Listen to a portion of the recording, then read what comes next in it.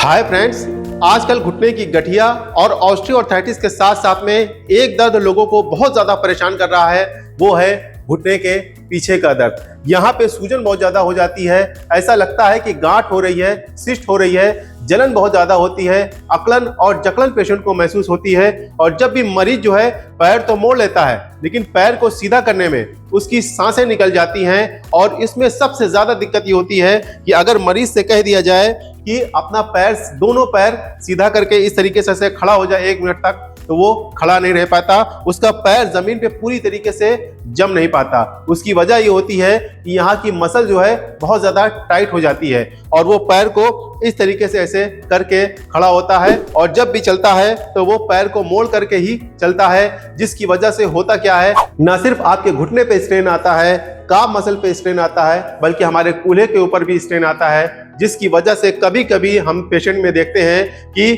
कमर में नस दबने लगती है, जिसकी वजह से घुटने के पीछे झंझनाहट और सुन्नपन पैरों में, पूरे पैरों में महसूस होने लगता है। इसकी वजह से मरीज बहुत ज्यादा परेशान हो जाता है, खास करके जिनको भी घुटने में गैप आ जाता है या ऑस्टियोआर्थराइटिस की दिक्कत होती है। इसकी बहुत सारी वजह होती हैं, पॉप्लिटियस सिस्ट, बेकर सिस्ट, या अगर लिगामेंट में किसी तरह का स्ट्रेन आ जाए, या अगर इसमें पीसीएल में किसी तरह की इंजरी हो जाए, तब भी घुटने के पीछे दर्द और सूजन लोगों को होने लगती है। लेकिन इसकी सबसे बड़ी वजह है ऑस्टियोआर्थराइटिस यानी कि गठिया।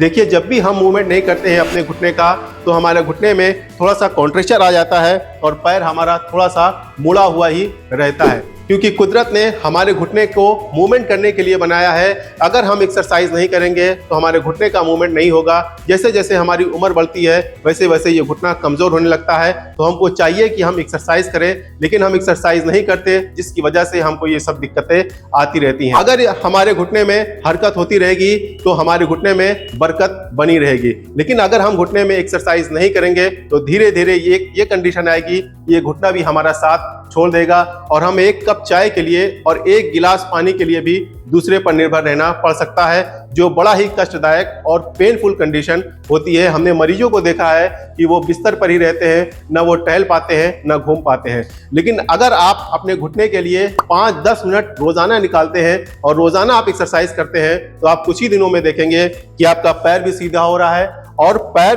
पूरा जमीन के ऊपर पड़ रहा है, आपकी सूजन कम होगी और जो नीचे आपकी सूजन हो रही है काफ मसल में, ये भी सूजन कम होगी, आपकी चाल बेहतर होगी और आपके घुटने में फ्लेक्सिबिलिटी, लचीलापन बढ़ेगा और आप अपने आप को बेहतर महसूस कर पाएंगे। तो अगर आपके घुटने में पीछे की साइड दर्द होता है, पोस्टीरियर नी पेन है, तो ये वीडियो सिर्फ आपके लिए है। तो अगर आप चैनल पर पहली बार विजिट किए हैं तो इसको जरूर सब्सक्राइब कर लीजिए, क्योंकि हम हेल्थ से रिलेटेड ऐसे ही कंटेंट लाते रहते हैं। मैं हूं आपका physiotherapist doctor Zeeshan Ali, Physiovedic chiropractor clinic Lucknow से। अगर आपके घुटने में ऑस्टियोआर्थराइटिस की दिक्कत है या बैक नी पेन है, पोस्टीरियर नी पेन है, तो आपको चाहिए कि आप पहले एक्सरसाइज को करने से पहले आप सिकाई इस तरीके से ऐसे पीछे की कर लीजिए, जिससे जो यहाँ की मांसपेशियां हैं, जो लिगामेंट्स हैं, जो बहुत ज़्यादा टाइट हो गए हैं, वो थोड़े से ढीले पड़ जाएं और जो है यहाँ पे ब्लड का सर्कुलेशन बढ़ जाए। उसके बाद आपको करना यह है, जो सबसे पहली एक्सरसाइज ये है कि आपको करना यह है कि इस तरीके से ऐसे लेट जाना है। ये एक वार्म अप की तरह एक्सरसाइज होगी। आपको करना यह है, पहले पैर को थोड़ा थोड़ा सा आपको मोड़ना है, फिर सीधा कर लेना है, क्योंकि पेशेंट को पैर को मोड़ने में और सीधा करने में बहुत ज्यादा दिक्कतों का सामना करना पड़ता है। तो ये एक वार्म अप एक्सरसाइज होगी। आपको पैर को मोड़ना है धीरे धीरे, जहां तक भी आपका पैर आ रहा है, जैसे यहीं तक आ रहा है तो यहीं पे ही आपको बहुत ज्यादा रेंज पहली बार में नहीं बढ़ा देनी है और फिर सीधा कर देना है। ध्यान रखिएगा कि आपकी एड़ी जो है वो बेड के लेवल में ही रहेगी। इस तरीके से ऐसे मोड़ना है और फिर सीधा कर लेना है और फिर आपको दोनों पैरों से इस तरीके से ऐसे करनी है।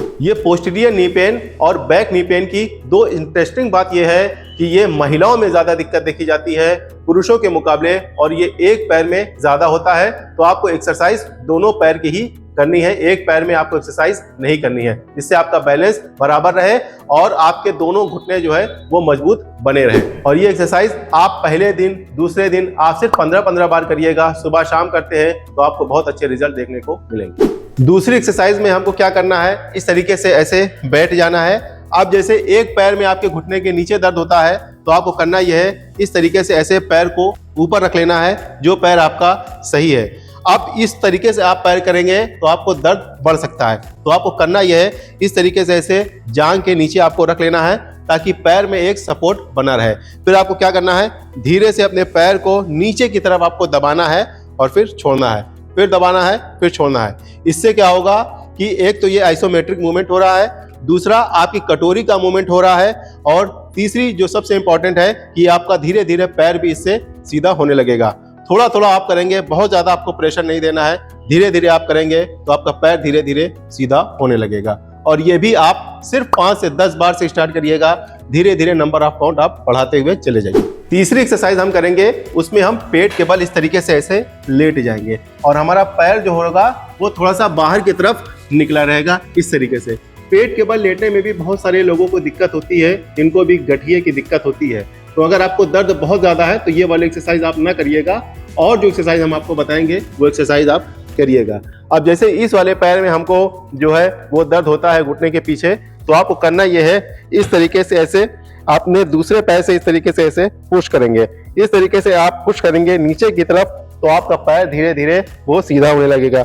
शुरुआत में आपको ज्यादा नहीं करनी है, सिर्फ 5 से 10 बार आप करिएगा, और आप जब रोजाना आप ये एक्सरसाइज करेंगे तो सिर्फ 5 से 10 दिन में ही देखेंगे कि आपके पैरों में फर्क आने लगा और पैर आपका सीधा होने लगा। चौथी एक्सरसाइज हम करेंगे, उसमें हम एक मोटा रोल ले लेंगे टॉवेल का। हमारे पास ये फोम रोलर है, हम उसी से बता दे रहे हैं। आपको करना यह है, घुटने से आपको रोलर को नीचे की तरफ दबाना है इस तरीके से, और फिर अपने पंजे को खींच करके और फिर ऊपर की तरफ उठाना है।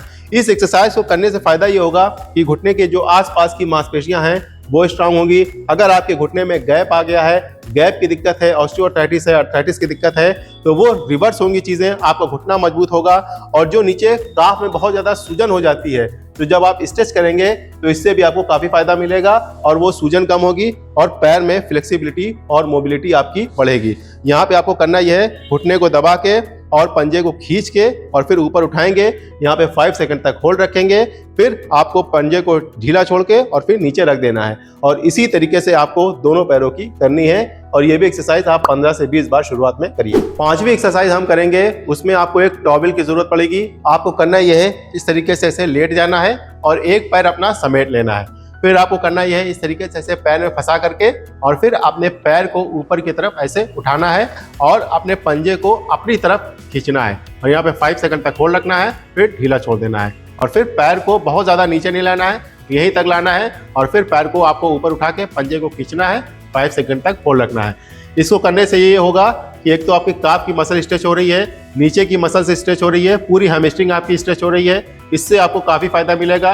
बहुत सारे लोगों को बैक नी पेन होता है, तो उनके झंझनाट और शून्यपन होने लगता है, तो ये मांसपेशियां बहुत ज़्यादा अकड़ जाती हैं, जकड़ जाती हैं। पोस्टीरियर नी पेन में बहुत सारे लोगों को सियाटिका की भी दिक्कत हो जाती है, तो ये जब आप एक्सरसाइज करेंगे तो आपको काफ़ी आराम मिलेगा।